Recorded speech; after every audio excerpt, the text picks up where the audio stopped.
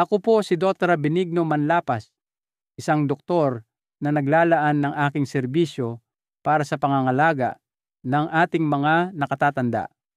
Sa aking maraming taon ng karanasan, isa sa mga palaging idinaraing sa akin ng aking mga pasyente ay ang pagkawala ng kakayahang matulog ng mahimbing pagtuntong ng edad 60. Marami na silang sinubukan. Uminom na sila ng sleeping pills, sumubok na rin sila ng melatonin. Pati mga herbal tea ay sinubukan na rin nila.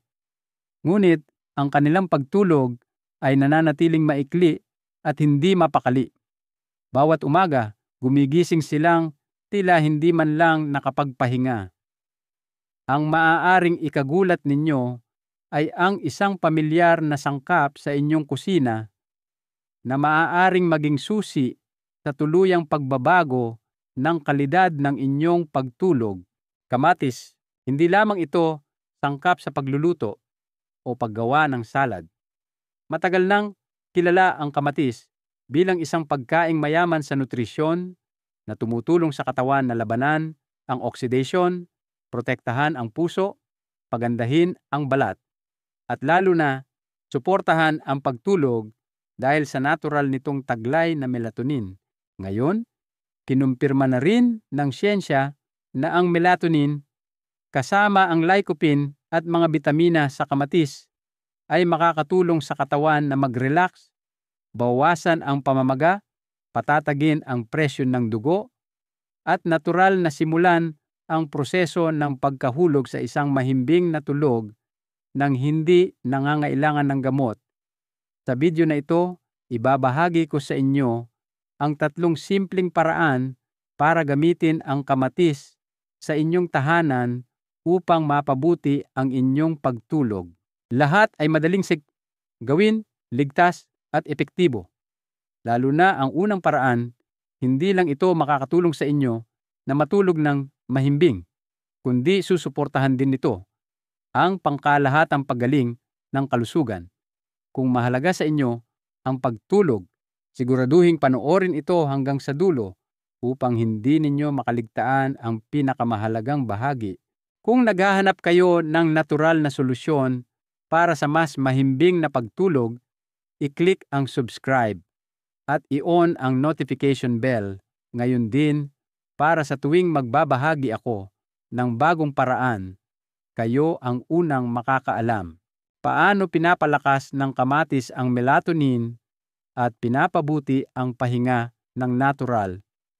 Bago tayo dumako sa 3 paraan ng paggamit ng kamatis, kailangan nating maunawaan kung bakit nakakatulong ang kamatis para magkaroon kayo ng mahimbing at payapang tulog. Ang kamatis ay hindi lamang isang pamilyar na prutas sa hapagkainan, kundi isa ring tahimik na kaibigan na tumutulong upang ang inyong pagtulog ay maging mas malalim at tuloy-tuloy. Ang unang espesyal na punto ay naglalaman ang kamatis ng natural na melatonin, isang hormone na nagreregula ng biological clock at sleep cycle.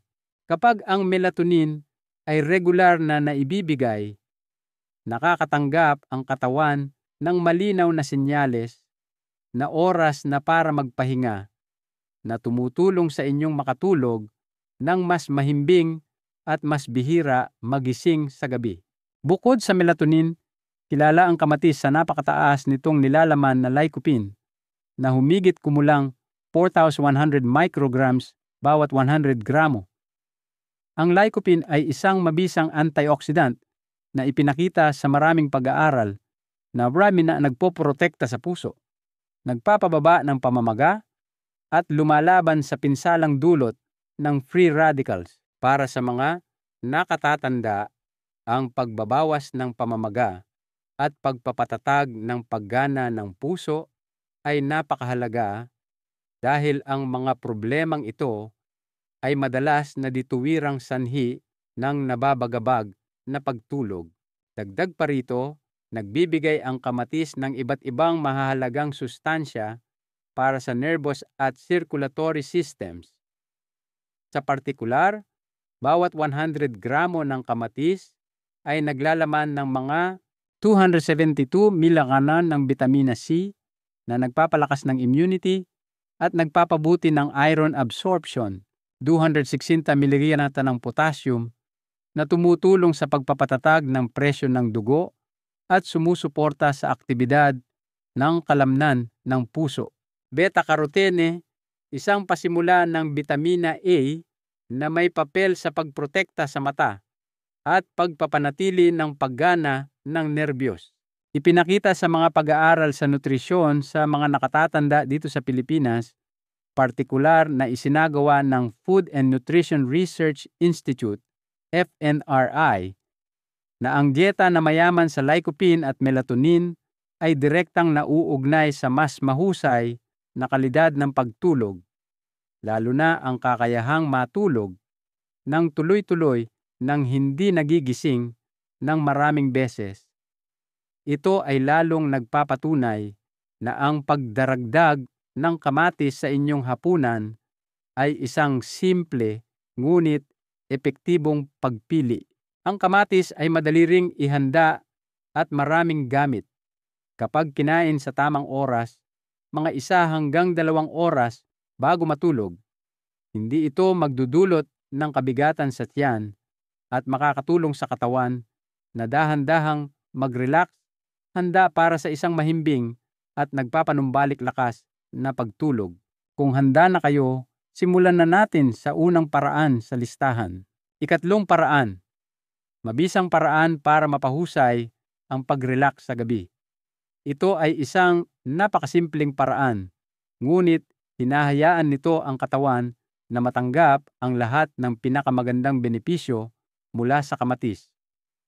Maaaring magulat kayo na sa pagbabago lamang ng paraan ng pagkain ng kamatis sa gabi, ang inyong pagtulog ay maaaring maging mas maayos at tuloy-tuloy pagkatapos lamang ng ilang gabi. Pangatlo, pagkain ng hilaw na kamatis. Ang pagkain ng sariwang kamatis ay nakakatulong na mapanatili ang natural nitong lasa kasama ang mga micronutrient na madaling nawawala kapag niluto. Bukod sa positibong epekto sa pagtulog, nagdudulot ang paraang ito ng marami pang benepisyo sa kalusugan. Marami ang nakatuklas na kapag pinanatili nila ang gawin na ito, bumubuti ang kanilang paningin, nagiging mas maliwanag at malusog ang kanilang balat, at gumaan ang pakiramdam ng kanilang katawan dahil sa matatag na blood sugar at mas madaling pagkontrol sa timbang. Ilang mga pag-aaral sa nutrisyon sa Asia ang nagpakita rin na ang mga taong madalas kumain ng sariwang kamatis sa gabi ay mas madaling makatulog, mas mahimbing ang tulog, at mas kaunti ang paggising sa gabi. Kinaumagahan, mas sariwa ang kanilang isipan at hindi gaanong matamlay. Ito ay maaaring dahil sa kombinasyon ng fiber, mineral, at nakakapreskong lasa ng kamatis na tumutulong na pakalmahin ang nervous system na nagpaparamdam sa katawan ng kumpletong pag-relax bago matulog. Ang paraan ay napakasimple. Pumili ng hinog, pula, at makatas na kamatis, hugasan itong mabuti, at kaininin ng direkta o ihalo sa isang green salad upang maging mas iba-iba ang pagkain.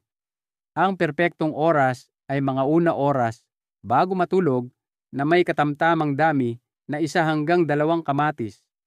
Kung nais ninyong mapataas ang pagsipsip ng mga fat-soluble nutrients, maaari ninyo itong samahan ng kaunting extra virgin olive oil. Kung gusto ninyong subukan ang pagkain ng hilaw na kamatis ngayong gabi, mag-comment ng "susubukan ko." Alam kong handa na kayong simulan ang inyong paglalakbay tungo sa natural na mas mahimbing na pagtulog. Ikalawang paraan, mas mabisang diskarte para sa mas malalim at mahabang tulog. Pagkatapos malaman ang simple at epektibong paraan ng pagkain ng hilaw na kamatis, dumako naman tayo sa isa pang option na madaling inumin at tumutulong sa katawan na mas mabilis na maabsorb ang mga sustansya. Ito ay isang paraan na ibinahagi ng maraming nakatatanda na nagsasabing pagkatapos lamang ng ilang gabi ng paggamit nito, mas mahimbing ang kanilang tulog at mas sariwa ang pakiramdam sa paggising. Pangalawa, tomato juice. Kung hindi kayo sanay na kumain ng hilaw na kamatis o gusto ninyo ng mas banayad na paraan para ma-enjoy ito, ang tomato juice ang perpektong pagpipilian. Kapag sariwang ginawang juice na pananatili ng kamatis, ang karamihan sa mga sustansya nito tulad ng melatonin, vitamina C at lycopene. Ang mga sangkap na ito ay hindi lamang sumusuporta sa pagtulog na tumutulong sa inyong mas madaling makatulog at bawasan ang paggising sa gabi, kundi tumutulong din sa katawan na maibalik ang enerhiya upang simulan ang bagong araw na may kumpletong sigla. Isang malaking bentahe ng juice ay ang bilis ng pagsipsip ng sustansya. Dahil ito ay nasa likidong anyo, madaling pumapasok ang mga sustansya sa daluyan ng dugo at mabilis na nagkakaroon ng epekto sa nervous at circulatory systems. Maaari kayong gumawa ng juice mula sa mga 150 hanggang 200 gramo ng hinog na kamatis gamit ang isang slow juicer upang mapanatili ang buong lasa at mga micronutrient. Kung nais, magdagdag ng kaunting purong pulot para sa bahagyang tamis o ilangan dahon ng mint para mapahusay ang malamig at nakaka-relax na pakiramdam. Isang pag-aaral sa isang komunidad sa Batangas noong 2022 ang nagtala na ang mga taong umiinom ng tomato juice sa gabi ng tuloy-tuloy sa loob ng 3 linggo ay makabuluhang nagpabuti ng kalidad ng kanilang pagtulog, nabawasan ang oras ng pagpapagulong-gulong bago makatulog, at nadagdagan ang tagal ng kanilang mahimbing na pagtulog. Hindi lang iyon, napansin din nila ang mas makinang at makinis na balat, mas mahusay na paningin, at mas malusog na katawan sa paggising. Kapag iinumin, gawin ito mga 1 hanggang 2 oras pagkatapos ng hapunan. Ito ang perpektong oras para matapos na ng katawan ang pagtunaw ng pagkain habang nasisipsip pa rin ang mga sustansya mula sa kamatis bago matulog. Isang maliit na paalala, huwag kailanman gumamit ng mga hilaw o berdeng kamatis para sa pag-juice dahil maaari itong magdulot ng pananakit ng tiyan, at iwasan ding uminom ng sobra sa isang pagkakataon upang maiwasan ang pagiging bloated. Kung naghahanap kayo ng inuming parehong masarap at nakakatulong sa inyo na matulog ng mahimbing, ang tomato juice ay tiyak na isang pagpipilian na dapat ninyong subukan ngayong gabi. Kung sang-ayon kayo, mag-comment ng mahimbing na tulog para malaman ng lahat at masubukan ito kasama ninyo. Unang paraan, ang pinakamakapangyarihang lunas sa pagtulog mula sa kamatis para sa mga senyor. Kung ang tomato juice ay ang banayad at nakakapreskong pagpipilian, ang huling paraan na ito ay nagdudulot ng mas mainit at mas malalim na pakiramdam ng pag-relax para sa buong katawan. Hindi lamang ito isang ulam, kundi isang ritual sa gabi na nakatulong sa maraming nakatatanda na madaling makatulog ng payapa. Una, mainit na sopas ng kamatis. Inirekomenda ng maraming eksperto sa nutrisyon tulad ng mga doktor sa Philippine Heart Center na pagkatapos ng edad na 60, ang isang mangkok ng mainit na sopas ng kamatis sa gabi ay maaaring maging isang napakagandang regalo para sa nervous system at para sa pagtulog. Kapag ang kamatis ay niluto kasama ng sibuyas, bawang, at kaunting olive oil, ang lycopene ay mas mabisang na ilalabas at nasisipsip salamat sa healthy fats sa mantika. Ang kombinasyong ito ay hindi lamang nagpapataas ng mga epektong antioxidant at anti-inflammatory, kundi tumutulong din sa mga daluyan ng dugo na mag-relax na nagpapahintulot sa tibok ng puso na huminahon bago matulog. Ang kahangahangang bagay sa sopas na ito ay ang mainit na pakiramdam na kumakalat sa buong katawan. Kapag kinain mga 1 oras bago matulog, ang banayad na init ay tumutulong sa katawan na lumipat sa isang estado ng pag-relax, habang ang aroma mula sa sibuyas at bawang ay nakakatulong na mapawi ang tensyon sa isip. Maraming tao ang nagbahagi na pagkatapos lamang ng ilang gabi ng pagpapanatili ng gawin na ito, hindi na sila naghihintay ng maraming oras na gising. Sa halip, ang tulog ay dumarating ng natural at mas malalim. Higit sa epekto nito sa pagtulog, ang sopas na ito ay tumutulong din sa panunaw, nagpoprotekta sa kalusugan ng puso at nagpapabuti sa kondisyon ng balat. Ang paraan ng pagluluto ay napakasimple. Igisa ng bahagya ang sibuyas at bawang sa kaunting olive oil. Idagdag ang hiniwang hinog na kamatis. Timplahan ayon sa panlasa, pagkatapos ay lutuin hanggang lumambot. Maaari ninyong i-blend ang pinaghalong ito upang maging isang makinis na sopas para mas madaling kainin, lalo na para sa mga hindi gusto ang mga buo-buong piraso ng kamatis. Kainin ito habang mainit pa. Bawat kutsara ay magpapaginhawa sa katawan habang nililinaw ang isip para sa isang payapang gabi ng pahinga. Kung wala pa kayong plano para sa hapunan ngayong gabi, subukang gumawa ng isang mangkok ng mainit na sopas ng kamatis. Sino ang nakakaalam? Pagkatapos lamang ng ilang araw, maaaring magulat kayo sa kung gaano kahusay at kahimbing ang inyong pagtulog. Kung gusto ninyong subukan ito ngayong gabi, mag-iwan ng komento na nagsasabing, "Handa na ako," para sabay-sabay tayong magsimula. Mga paalala sa kaligtasan kapag gagamitin ang kamatis bilang tulong sa pagtulog. Bago ninyo simulang idagdag ang kamatis sa inyong mga pagkain sa gabi, may ilang mahahalagang bagay na dapat tandaan upang matiyak na ang pagkain ito ay tunay na magdudulot ng benepisyo at mananatiling ligtas para sa inyong kalusugan. Bagamat napakabuti ng kamatis para sa inyo, ang pagkain ng mas marami ay hindi palaging mas mabuti. Ang ilang tao ay maaaring maging allergic sa kamatis, lalo na ang mga may pollen allergies noon. Kaya kung ito ang unang beses ninyong susubukan, magsimula sa maliit na halaga upang makita kung paano tutugon ang inyong katawan. Bawat araw, dapat kayong kumain ng hindi hihigit sa 1 hanggang 2 kamatis.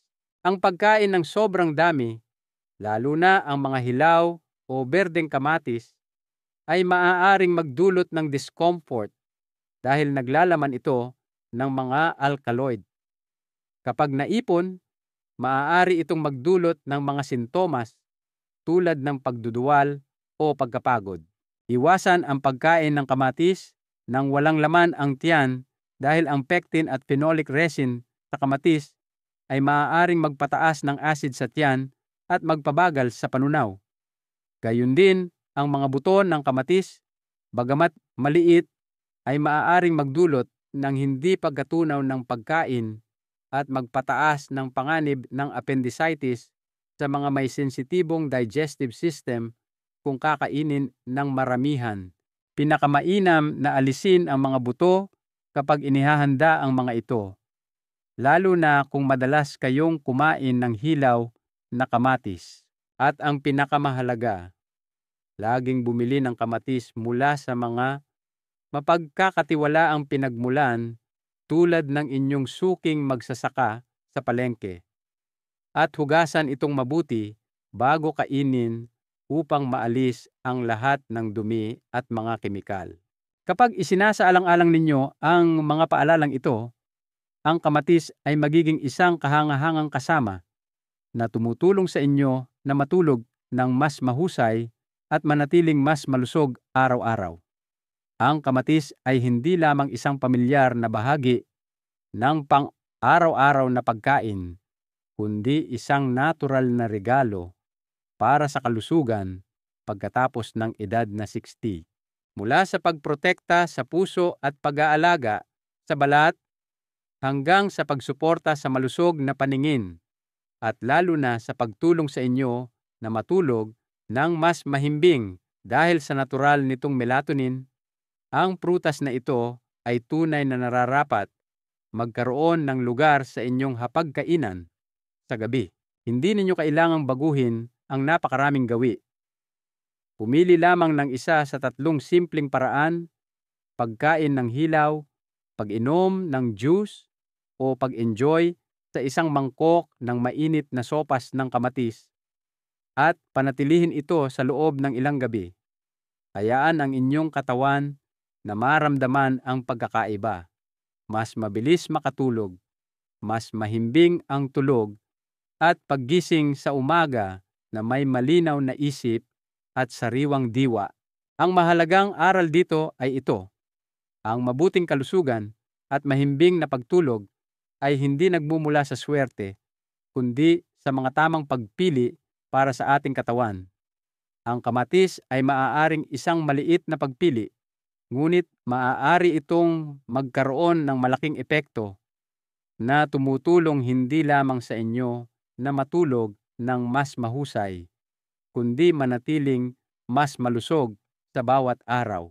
Kung sinubukan ninyo o malapit ng subukan ang isa sa mga paraang ito, mag-iwan ng komento upang ibahagi ang inyong karanasan. Ang inyong kwento ay maaaring magbigay inspirasyon sa iba na muling matuklasan ang isang buo at payapang pagtulog. At huwag kalimutang mag-subscribe sa channel para sa mas maraming natural, ligtas, at madaling gamiting mga tip sa kalusugan para sa buhay pagkatapos ng 60. I-share ninyo rin po ito sa inyong mga kaibigan at kapamilya na maaaring nangangailangan din nito.